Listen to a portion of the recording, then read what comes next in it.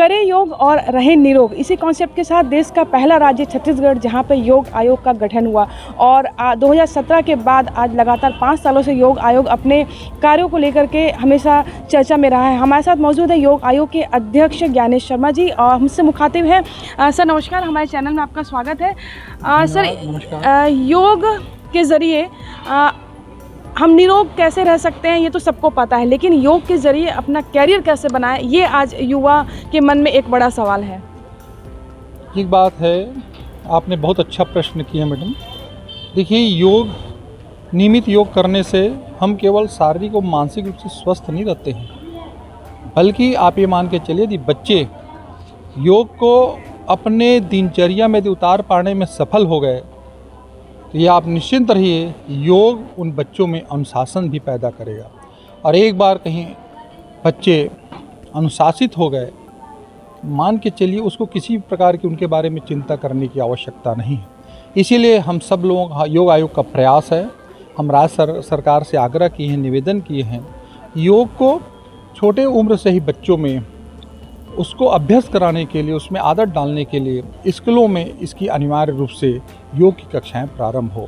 इस दिशा में पहल प्रारंभ हो चुका है और इसकी शुरुआत के रूप में अभी सरकार ने शनिवार को बगैर बस्ते का क्लास का जो आयोजन किया, उसमें एक पीरियड योग का भी होना है।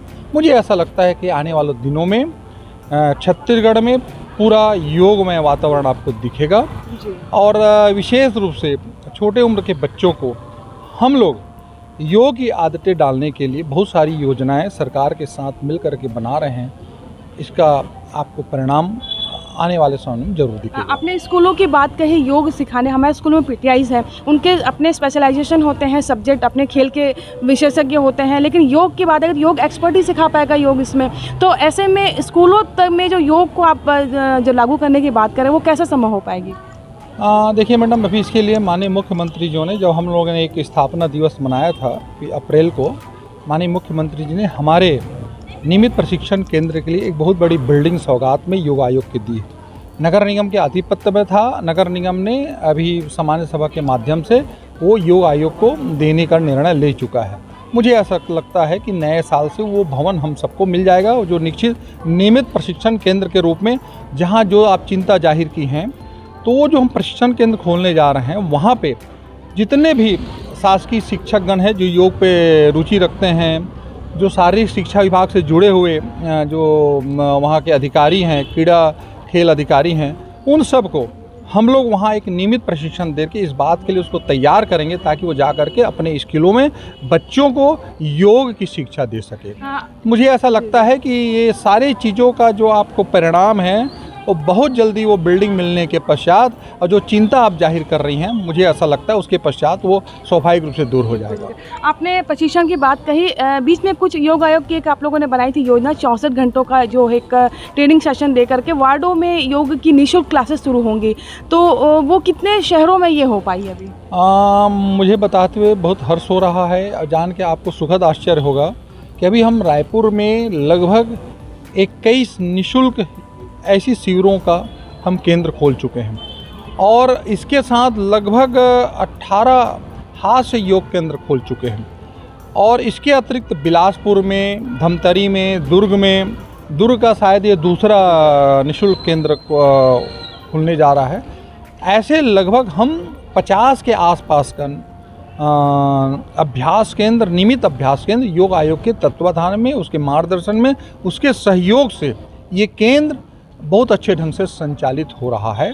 और हमारे आगे की भी कार्य योजना है कि हम लगभग इसको आने वाले वर्षों में 100 तक ले जाने की है। मुझे पूरा विश्वास है कि बहुत सारी परिस्थितियाँ, बहुत सारे परेशानियाँ भी आती है, आर्थिक संसाधन भी जुटाने की ज़रूरत है, लेकिन हम लोग धीरे धीरे पूरे छत्तीसगढ़ में सभी जिलों में इस प्रकार के निःशुल्क योग शिविर योग आयोग के माध्यम से खोलने की हमारी पूरी तैयारी है।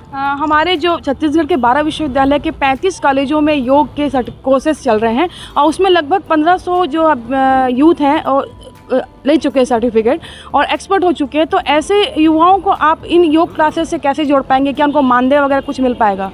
देखिए मैडम, पहली बात तो ये समझिए, योग आयोग रोजगार मूलक संस्था नहीं है।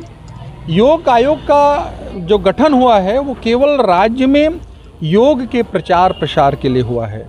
लोगों के बीच हमको इस प्रकार के कार्यक्रमों के माध्यम से जन जागरण पैदा करना है, ताकि लोग इस बात को समझें कि स्वस्थ रहने का कोई एकमात्र निःशुल्क, सहज, सरल कोई माध्यम है, सशक्त माध्यम है, तो वो योग है। योग आयोग केवल इसी दिशा में प्रयासरत है, बाकी कामों का काम और अन्य सारी संस्थाएं को करना है। हमारा काम है योग आयोग के रूप में छत्तीसगढ़ में योगमय वातावरण बनाने के लिए लोगों को योग से कैसे जोड़ें, इस दिशा में हम लोगों का प्रयास जारी है।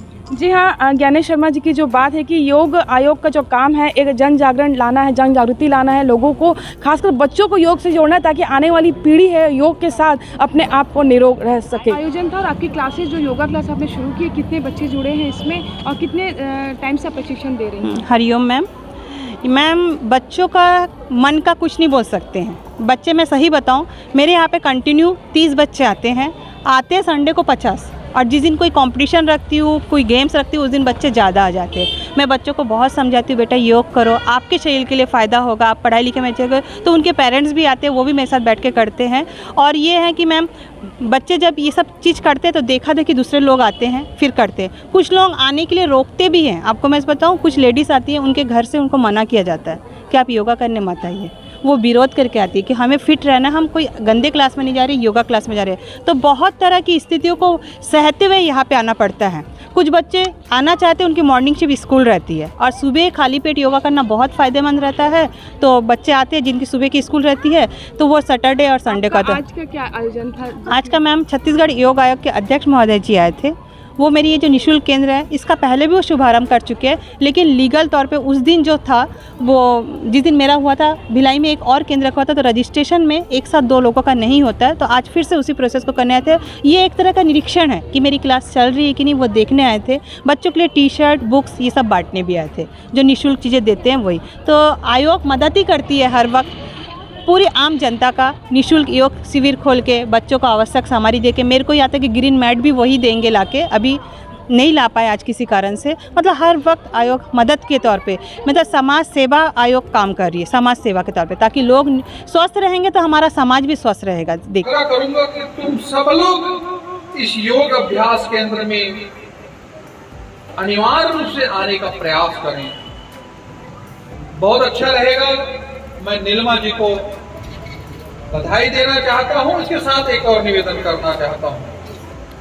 आप अपने सेंटर में नीला, मैं आपको ढेर सारी शुभकामनाएं देता हूं, बधाई देता हूं, और मुझे ऐसा लगता है कि आपका केंद्र एक दिन एक बहुत बड़ा इसका विस्तारित होगा, बहुत सारे लोग जुड़ेंगे, हमारे योग आयोग की भी अच्छी बात होगी। और आप आज से हमारे योग आयोग में जुड़ गए हैं, इसके लिए भी, वैसे भी आप योग करते हैं, हमारे परिवार के सदस्य हैं। और सर, यहाँ पे उपस्थित सभी लोग योगा सभी के लोग फील्ड के हैं, सभी लोग हैं योगा के फील्ड के। बहुत अच्छा है भाई, है ना। अब देखो, कहते हैं ना,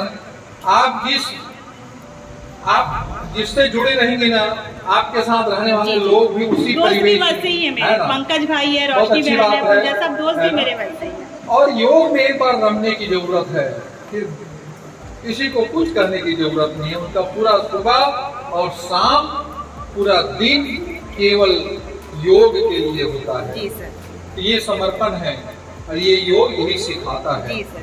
आप सबको बहुत बहुत धन्यवाद, बधाई, और सभी बच्चों से मेरा आग्रह, और जो हमारे वरिष्ठ दीदी लोग भी बैठी हैं, आप सबसे भी मैं आग्रह करता हूँ, यदि आप आज के लिए आए होंगे तो आज के बाद आप नियमित रूप से आए, अपने घर परिवार के लोगों को प्रेरित करें, अगल बगल के लोगों को प्रेरित करें, और इस योग केंद्र में आप जुड़िए, क्योंकि ये निःशुल्क केंद्र है। कहीं कहीं आप लोगों को नहीं, हम लोग सरकार का काम है, मैडम तो पहले भी चलाती थी, हमने इसे कहा कि आप हमसे जुड़िए, जुड़े हैं। हम चाहते हैं योग का प्रचार प्रसार हो, योग आयोग का गठन हुआ है इसीलिए कि हम प्रचार प्रसार करके अधिक से अधिक इस प्रकार के केंद्रों में, शिविरों में लोगों को अधिकाधिक संख्या में जोड़ें। मजूमदार मैडम यही काम कर रही हैं, हम उनको बहुत बहुत बधाई देते हैं, आगे की शुभकामना देते हैं, सब बच्चों को आशीर्वाद देते हैं कि आप लोग स्वस्थ रहें, मस्त रहें, और बहुत अच्छा पढ़ाई लिखाई करें और अपने परिवारजनों का, अपने माता पिताओं का, अपने गुरुओं का, सबका नाम रोशन करें। के साथ अपने आप को निरोग रह सके। गौकर्ण के साथ कोमल धनेसर की रिपोर्ट।